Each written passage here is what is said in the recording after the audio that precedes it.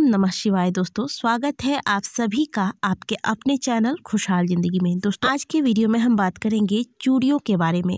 प्रत्येक महिला के जीवन में चूड़ी का बहुत अधिक महत्व होता है, क्योंकि चूड़ियों का सीधा संबंध होता है उनके सुहाग से।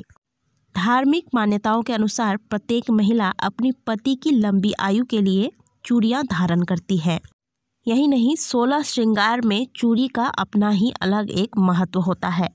लेकिन आज के वीडियो में हम आपको बताएंगे चूड़ियों से जुड़ी हुई कुछ खास बातें जो प्रत्येक सुहागिन महिला को पता होना चाहिए। कुछ जरूरी नियम जो आपको चूड़ी पहनते वक्त ध्यान में रखनी चाहिए। साथ ही आपको बताएंगे कि टूटी हुई चूड़ियां आप कहाँ रखें और जो पुरानी चूड़ियां हैं उनका आप क्या करें, चूड़ियां कब खरीदें और चूड़ियां कब पहने। ये सारी जानकारियां आज के वीडियो में हम आपको देने वाले हैं।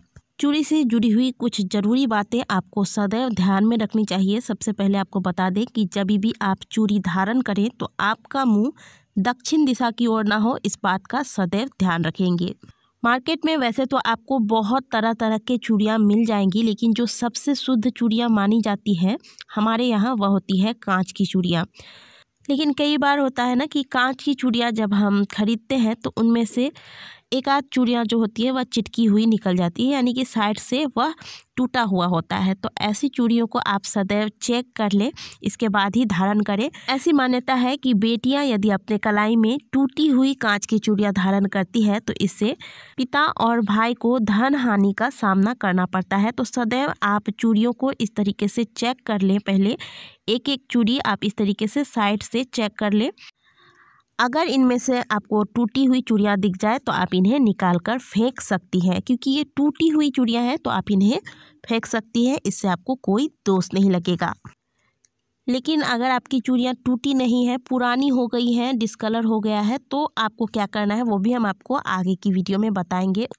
अगली बात जो चूड़ी से जुड़ी हुई आपको हमेशा ध्यान में रखनी चाहिए वो ये कि कभी भी दोनों हाथ में बराबर चूड़ियाँ नहीं पहननी चाहिए। यानी कि मान लीजिए आपने अपने बाएं हाथ में 9 चूड़ियाँ पहनी है तो दाहिने हाथ में आप सदैव 10 चूड़ियाँ पहनेंगे। एक हाथ में कम, एक हाथ में ज़्यादा। हमेशा चूड़ी पहनते वक्त इस नियम का पालन अवश्य करें। अगली बात, कभी भी चूड़ियाँ धारण करते वक्त माताएं बहनें जितनी भी है हमारी, उनके जो बाल हैं वह खुले नहीं होने चाहिए। इन बात का ध्यान रखना चाहिए। लेकिन यदि आपके बाल छोटे हैं, आप हमेशा बाल खोल के रखते हैं, बांध कर नहीं रखते, तो ऐसे में आप क्या करें, आप अपने सर पर पल्लू ले लें, सर को ढक लें, इसके बाद ही आप चूड़ी को धारण करें। अगली बात करेंगे सोने की चूड़ियों के बारे में। कभी भी किसी भी महिला को सोने की चूड़ियाँ एक ही हाथ में धारण नहीं करनी चाहिए। कई बार ऐसा देखा जाता है कि महिलाएं एक हाथ में सोने की कोई चूड़ी या ब्रेसलेट पहन लेती है और एक हाथ में घड़ी पहनती है, जबकि ऐसा कभी भी नहीं करना चाहिए। आप जब भी सोने की चूड़ियाँ पहने तो दोनों हाथ में एक एक चूड़ी अवश्य पहने। अब बात करेंगे शाखा पोला के बारे में। तो यह जो आप मेरे हाथ में देख रहे हैं यह शाखा पोला है। ये सफ़ेद वाला जो है यह शंख का होता है, इसे शाखा कहा जाता है। इसे लाल रंग के पोले के साथ में पहना जाता है। यह सुहाग की निशानी होती है। इसके साथ भी एक बहुत ही ज़रूरी नियम होता है जो मैं आपको बताऊंगी। जब भी आप सिंदूर लगाएं तो जब आप सिंदूर धारण करती हैं तो आपकी उंगली में जो सिंदूर का हिस्सा थोड़ा सा बच जाता है वह सिंदूर आप इस पोले में लगा लें। ऐसा कहा जाता है कि इससे सुहाग की उम्र बढ़ती है। तो इस बात का सदैव ध्यान रखें। जो भी माताएं हमारी शाखा पोला धारण करती है वह यह नियम अवश्य करें जब भी आप सिंदूर लगाएं। तो दूसरी बात, क्योंकि यह अपने आप में सुहाग की निशानी है तो इसके साथ आपको बहुत ज़्यादा चूड़ियाँ, अगर आपको कोई दिक्कत है, बहुत सी माताएं होती हैं जिन्हें एलर्जी हो जाती है, तो अगर आप बहुत ज़्यादा चूड़ियाँ नहीं पहन सकती तो आप शाखा पोला अवश्य धारण करें। इसके बाद आप चाहें तो 2 चूड़ियाँ हाथ में लगा सकती हैं, और अगर नहीं भी लगाती हैं तो यह अशुभ नहीं माना जाता, क्योंकि यह सुहाग की निशानी है। इसे आपने पहले से हाथों में धारण कर रखा है। अगली बात, मान लीजिए कि आपने अपने हाथों में बहुत ही सुंदर सुंदर चूड़ियाँ धारण कर रखी है और तभी आपके घर में कोई अशुभ समाचार आ जाता है। अशुभ समाचार बोलने का मतलब किसी के मरने की खबर आ जाती है। तो ऐसे में आप इन चूड़ियों को दोबारा कभी भी किसी भी पूजा पाठ में तो क्या, ऐसे भी आप रेगुलर यूज़ के लिए भी धारण ना करें, क्योंकि यह अशुद्ध हो जाते हैं। मान लीजिए कि आपने कोई नई चूड़ी पहनी है और आप किसी पार्टी में गई हैं, किसी रेस्टोरेंट वगैरह में गई हैं और इन चूड़ियों को पहन के आपने कुछ मांसाहार इत्यादि का सेवन कर लिया है। बहुत से लोग मांसाहार का सेवन करते हैं, तो यदि आपने मांसाहार का सेवन किया हुआ है इन चूड़ियों को पहन के, तो इन चूड़ियों को आप दोबारा किसी पूजा पाठ में धारण ना करें। और ये जो आप मेरे हाथ में देख रहे हैं, ये लाह की चूड़ियाँ हैं।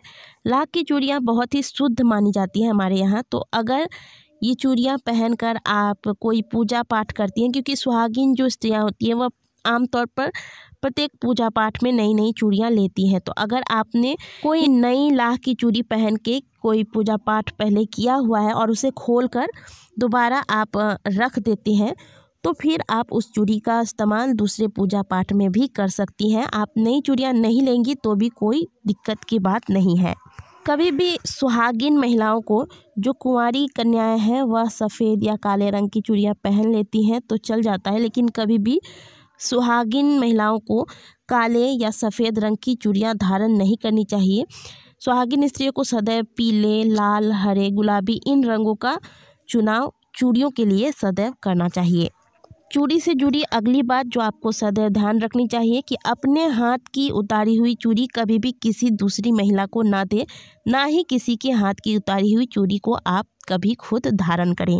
अगली बात कि कभी भी शाम के वक्त जब सूर्यास्त हो रहा हो, यानी कि प्रदोष काल में, किसी भी सुहागिन महिला को चूड़ियाँ नहीं पहननी चाहिए। नहीं पहननी चाहिए का मतलब ये नहीं है कि चूड़ी पहनना नहीं है। मतलब बहुत से लोग होती हैं जैसे कि चूड़ी चेंज कर रही हैं, तो उस वक्त आपको नहीं करना है। नई चूड़ी अगर आपको धारण करनी है तो आप रात में करें या दिन में करें, लेकिन सूर्यास्त के समय कभी भी आपको यह कार्य नहीं करना है। एक सुहागिन महिला का हाथ कभी भी एक पल के लिए भी सूना नहीं होना चाहिए, यह बहुत ही अशुभ होता है। इसलिए जब भी आप चूड़ियाँ बदलें तो आप इस तरीके से अपने हाथ में एक दुपट्टा लपेट लें, इसके बाद आप चूड़ियाँ बदलें, क्योंकि चूड़ी जब हम उतारते हैं तो हाथ सूनी हो जाती है। अगर दुपट्टा नहीं लपेट सकती तो आप कोई रंगीन धागा लपेट लें, लेकिन पूरे हाथ को सूना कभी भी नहीं करना है। अगली बात, मान लीजिए आपको कोई नई चूड़ी लेनी है, आप सोच रहे हैं कि चूड़ियाँ पुरानी हो गई है, आपको नई चूड़ी लेनी है, तो इसे आप मंगलवार के दिन ना लें। अगर आपके द्वारा संभव हो तो आप शुक्रवार के दिन चूड़ियाँ लें, यह बहुत ही शुभ होता है, लेकिन मंगलवार के दिन कभी भी चूड़ियों का खरीदारी ना करें। अब बात करेंगे पुरानी चूड़ियों की। मान लीजिए कि आपका जो चूड़ी है वह पुराना हो गया है, तो जो टूट गए हैं चूड़ी, उन्हें तो आप फेंक सकती हैं, लेकिन जो चूड़ियाँ पुरानी हो गई हैं उनका क्या करें, आप इस तरीके से इकट्ठा कर लें इन सभी चूड़ियों को। बीच से आप एक रस्सी डाल दें या कोई धागा डाल दें, और इस तरीके से जितनी भी पुरानी चूड़ियाँ हैं इन्हें आप एक जगह करके बांध लें, और बांधकर इन्हें आप किसी सुरक्षित स्थान पर रख दें। इधर उधर इन्हें फेंकना नहीं है। कम से कम जानबूझ के तो कभी भी जो है ना, अपनी सुहाग की चीज़ों को इधर उधर ना फेंकें। इन्हें आप इकट्ठा करके रख लें, और जब भी कभी आप बाहर जाएं, नदी किनारे जाएं, तो नदी में आप इन्हें विसर्जित कर दें।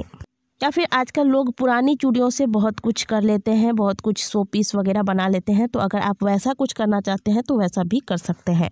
अगली बात, माताएँ जो चूड़ियाँ पीरियड्स के दौरान धारण करती है, इसमें कोई संदेह नहीं कि वह अशुद्ध हो जाते हैं। तो आप जिस दिन अपने बाल धो के स्नान करती हैं, शुद्ध हो जाती है, उसी दिन आप अपनी उन चूड़ियों को उतार कर रख दें, और जो नई चूड़ियां हैं उन्हें धारण करें। क्योंकि रोज़ जो आप पूजा पाठ करते हैं उस दौरान आपको पीरियड्स के दौरान जो चूड़ियाँ आपने पहनी हुई है उन्हें नहीं पहनना चाहिए, क्योंकि यह अशुद्ध हो जाते हैं। तो ये थी चूड़ियों से जुड़ी हुई कुछ महत्वपूर्ण बातें जो प्रत्येक स्त्री को, खास करके सुहागिन महिलाओं को पता होना चाहिए, क्योंकि यह कोई साधारण सी चीज़ नहीं है। यह हमारे सुहाग की निशानियों में से एक है, जिसे हम स्वयं माँ भगवती को भी अर्पित करते हैं। इससे जुड़ी हुई कुछ महत्वपूर्ण बातें हैं जिनका हमें अपने जीवन में पालन करना चाहिए। आशा करते हैं कि आज की दी गई जानकारी आपको अच्छी लगी होगी। यदि वीडियो अच्छी लगी है तो वीडियो को लाइक ज़रूर करें। कमेंट बॉक्स में हर हर महादेव अवश्य लिखें। मिलते हैं आपसे अगले वीडियो में, तब तक के लिए ओम नमः शिवाय, हर हर महादेव।